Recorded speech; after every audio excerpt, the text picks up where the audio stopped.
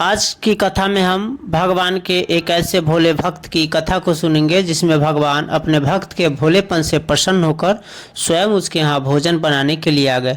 तो चलिए कथा सुनते हैं। किसी गांव में एक युवक रहता था। बहुत ही सीधा साधा और भोला भाला था। दुनियादारी से उसे कोई मतलब नहीं था और छल कपट तो उसके अंदर अंश मात्र भी नहीं था। वह भर दिन घूमा करता, घर आकर केवल खाना खाता और बाकी समय में सोया हुआ रहता। घर वाले उससे परेशान हो गए, तंग आ गए और उन्होंने एक दिन कह दिया कि तुम घर से निकलकर चले जाओ, तुम्हारे लिए घर में कोई खाना पीना नहीं है। घर वालों ने उसे घर से निकाल दिया और वह घूमता भटकता इधर उधर, कहीं काम की तलाश में गया। किसी को काम करते हुए देखता तो कुछ देर खड़ा होकर देखता, फिर वह मन ही मन सोचता कि मुझसे तो यह काम होगा नहीं, फिर आगे की ओर बढ़ जाता। इसी तरह घूमते भटकते वह एक संत जी के आश्रम पर पहुंचा। वहां उसने बड़ी गौर से देखा कि संत जी भगवान की पूजा कर रहे हैं, आरती कर रहे हैं।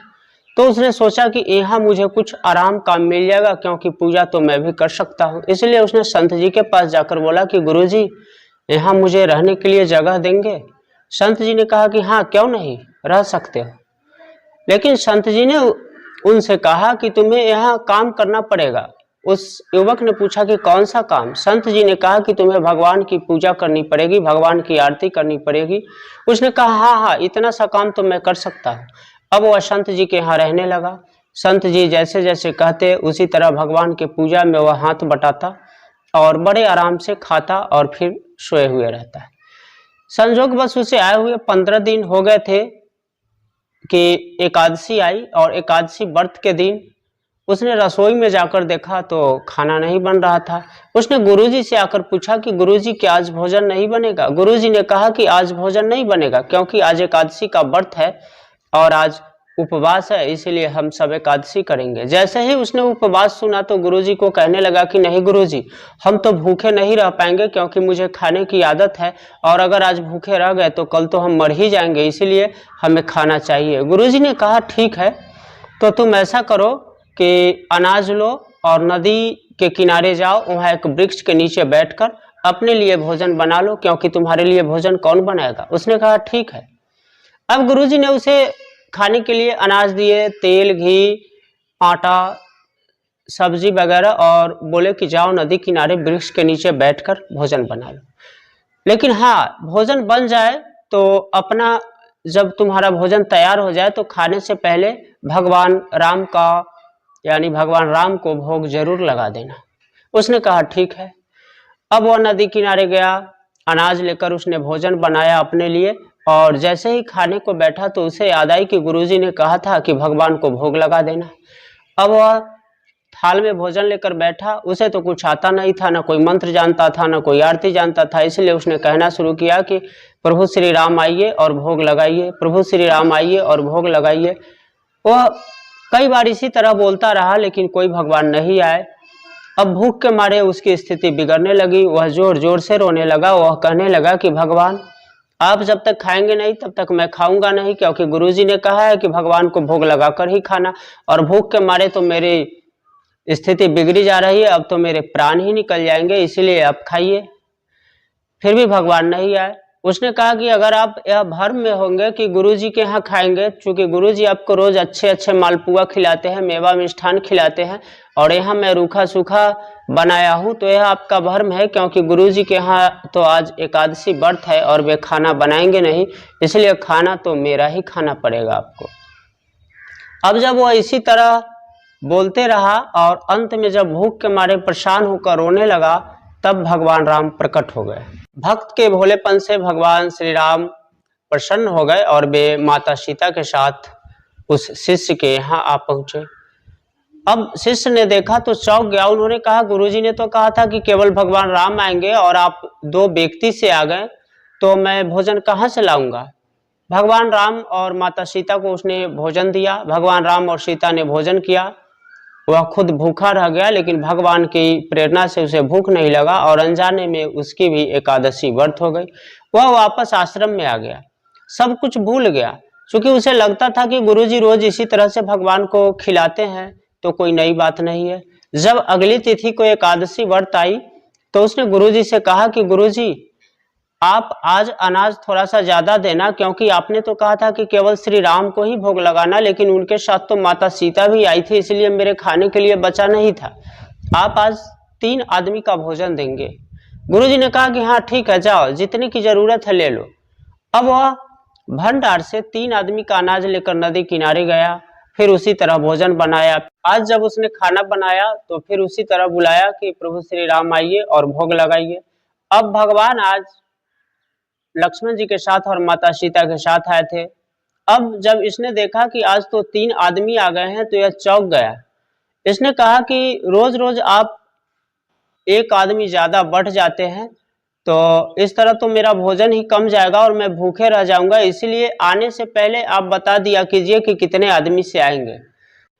उसने कहा कि जब ऐसा ही है, आप 3 आदमी से आ गए हैं और एक आदमी मैं हूँ, 4 आदमी, तो आप इसी में मिल बांट कर खा लीजिए।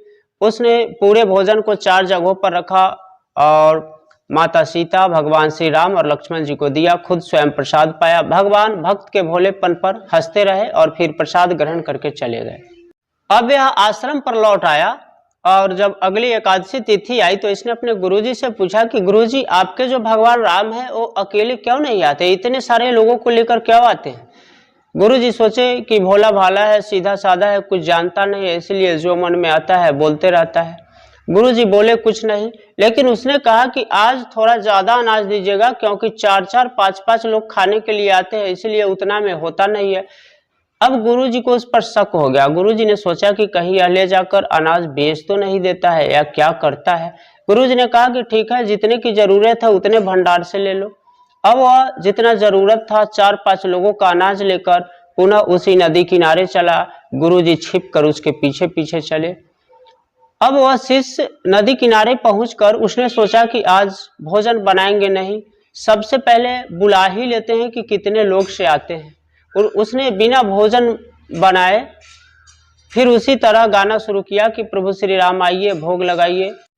इस बार पूरा का पूरा राम दरबार मौजूद था। राम, लक्ष्मण, भरत, शत्रुघ्न और साथ में श्री हनुमान जी भी थे। अब इसने देखा तो इसके आश्चर्य की ठिकाना न रही। अब भगवान ने कहा कि लाओ प्रसाद लाओ, मुझे ग्रहण कराओ। इसने कहा कि भगवान, आज तो मैंने खाना ही नहीं बनाया है, क्योंकि आज सोचा था कि आप कितने लोगों से आते हैं पहले ही बुला लूं। भगवान ने कहा अब तो तुमने देख लिया, भोजन बनाओ। अब इसने कहा कि ना, अब इतने सारे लोग आए हैं तो मुझे फायदा क्या होगा, खाना बनाने के बाद भी तो सब आप ही खा जाएंगे, इसलिए मुझे फायदा क्या होगा, मैं भोजन नहीं बनाऊंगा। अगर आप आ गए हैं तो खुद ही बनाइए और खुद खाइए। अब तो भगवान श्री राम मुस्कुराने लगे। लक्ष्मण जी ने पूछा कि अब प्रभु क्या होगा। भगवान ने कहा कि भक्त की इच्छा है तो भोजन तो बनाना पड़ेगा। अब सब लोगों ने एक एक काम करना शुरू किया। माता सीता ने आटा गूंदना शुरू किया और उसके बाद माता सीता रसोई बनाने लगी खुद। सभी ऋषि मुनि और यक्ष गंधर्व माता सीता के हाथों प्रसाद पाने के लिए आए। भक्त चुपचाप एक तरफ बैठा देखता रहा। जब भक्त को यानी अपने शिष्य को गुरुजी ने देखा कि यह तो एक तरफ बैठा है, भोजन बना नहीं रहा है, तब वे शिष्य के सामने गए और बोले कि क्यों, आज खाना नहीं बनाना है। उसने कहा कि गुरुजी, आज बहुत सारे लोग आए हैं, इसलिए आज खाना मैं नहीं बना रहा, वही भगवान राम ही बना रहे हैं। अब गुरुजी के आश्चर्य की ठिकाना न रही। किसी ने कहा कि यहाँ कहाँ कोई भगवान श्री राम और माता सीता है, मुझे तो कुछ दिखाई नहीं दे रहा है। अब शिष्य दौड़कर भगवान राम के पास गया, बोला प्रभु आप गुरुजी को दिखाई क्यों नहीं देते। गुरुजी तो बड़े विद्वान है, बड़े ज्ञानी है, बहुत बड़े संत है, फिर आप उन्हें दिखाई नहीं देते। भगवान श्री राम ने कहा कि तुम्हारे गुरुजी बहुत बड़े ज्ञानी है, बहुत बड़े विद्वान है, मैं मानता हूं कि वे बहुत बड़े संत भी है, लेकिन तुम जैसे सहज नहीं है, तुम जैसे सरल नहीं है और तुम जैसा भोलापन उनमें नहीं है, इसलिए मैं तो उसे ही दिखाई देता हूं जो सहज है, सरल है और जिनमें भोलापन है। अब शिष्य दौड़कर गुरुजी के पास आया और कहा कि गुरुजी, भगवान तो कह रहे हैं कि गुरुजी तुम जैसे सरल नहीं है। अब गुरुजी रोने लगे, बोले कि ठीक कहा है भगवान श्री राम ने, मैं तुम जैसा सरल नहीं हूँ, मैं विद्वान तो हूँ, ज्ञानी तो हूँ, लेकिन तुम जैसा सरलतापन मुझ में नहीं है। अब दौड़कर शिष्य जो है भगवान श्री राम के पास गए और बोले प्रभु एक बार मेरे गुरुजी को दर्शन करा दो। भगवान ने अपने भक्त की इच्छा के आगे इसे स्वीकार कर लिया और उस शिष्य के गुरुजी को दर्शन दिया। गुरुजी भगवान श्री राम के चरणों में गिर पड़े। भगवान ने कहा कि मैं उसे ही दर्शन देता हूँ जो सहज और सरल है। तो शिष्य के कारण गुरु जी को भगवान श्री राम के दर्शन हुए। भगवान श्री राम ने गुरु और शिष्य को आशीर्वाद दिया, भक्ति का वरदान दिया और प्रभु श्री राम अंतर्ध्यान हो गए। तो यह थी कथा भगवान की। भगवान जो सहज और सरल है उन्हें बहुत सहज में ही सुलभ हो जाते हैं। बोलिए भक्त वत्सल भगवान की जय। आज की कथा में बस इतना ही। कल मिलेंगे किसी नए कथा के साथ। और अगर कथा अच्छी लगी हो तो कृपया चैनल को लाइक और सब्सक्राइब कर दें ताकि आपका प्यार हमें मिलता रहे। जय श्री कृष्ण।